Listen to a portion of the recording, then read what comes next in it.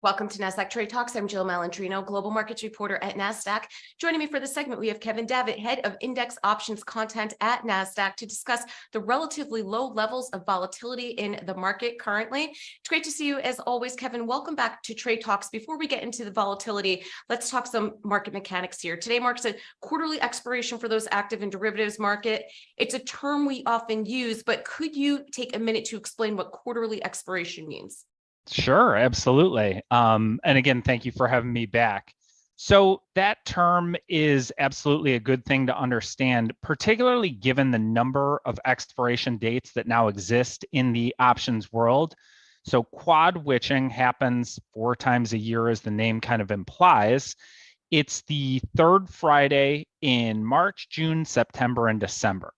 And that's when futures contracts like the June Nasdaq 100 futures that trade on the CME stop trading.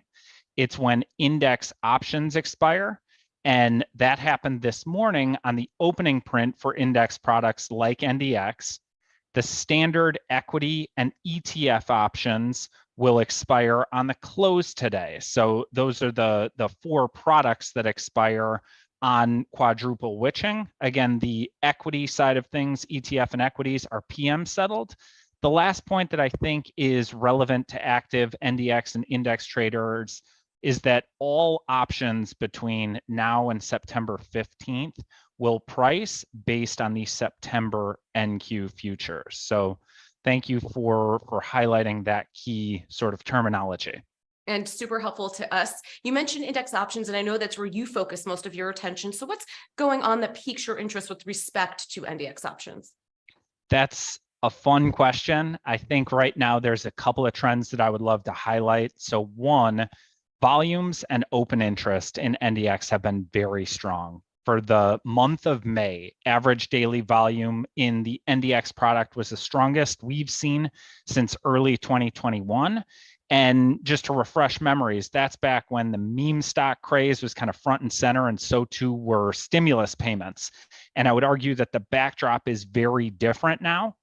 Perhaps more interesting, again, just my perspective, but is to see the growth in open interest. So volume is one thing, and much has been made of the interest in short-dated options volume. That type of activity does fairly little for open interest because it's what I would consider transient. It's open and closed or expired in very short order. But here and now, open interest is about 30% above average levels in NDX, which is significant. We've seen considerable spreading activity in the midterm months. So I'd be talking about September, October, and November expiries there. And that type of activity, I tend to associate with institutional risk management approaches. And as an index option group, we're very excited to see the steady growth in that area. Yeah, I mean, the growth is quite remarkable. There's been quite a lot of chatter about the relatively low levels of volatility in the market currently. In your role, you, of course, focus on volatility markets. What, if anything, do you make of the vol landscape right now? I love thinking, I love writing, and I love talking about vol. And maybe I've mentioned this on here before, but ultimately volatility is why we invest. If prices didn't change, nobody would put capital to work. Here and now, short-term historical volatility measures are very much at the low end of the 2-year range, like you mentioned. There are 2 things that really stand out to me of late. Despite the general grind higher in the Nasdaq 100 of late, the forward volatility measures like VolQ have also been moving higher, and that's been going on for just over a week or so. It's unusual for index price and forward vol measures to be positively correlated like that. So I take note when that dynamic presents itself. There's a similar, albeit slightly less pronounced positive correlation in SPX and VIX as well. Now, beyond that, index skew measures are unusually flat. And by unusually in this situation, I mean, I'm talking about 10-year period of flatness. So this is something that Chris Murphy from Susquehanna has highlighted quite a bit in his recent coverage.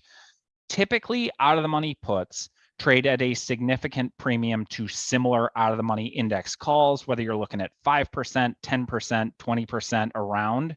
the index puts will trade for a higher premium and with a higher implied volatility than those similar calls.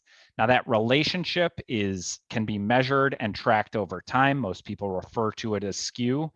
And currently, the spread between those out-of-the-money NDX puts and calls is unusually narrow. So just a real quick example, I looked at the implied vol levels for 1 month forward NDX options that are 500 points around the at-the-money. So I'd be referencing the 15,800 calls, 14,800 puts. The calls are trading with an implied volatility just over 17. And the puts with an implied volatility just below 19. In point terms, we're looking at a 1.6 vol difference. Now, relative to the at-the-money vols and relative to history, that is a very, very low spread. What that translates to in terms that maybe everyone could understand, the demand for out-of-the-money NDX calls remains very strong.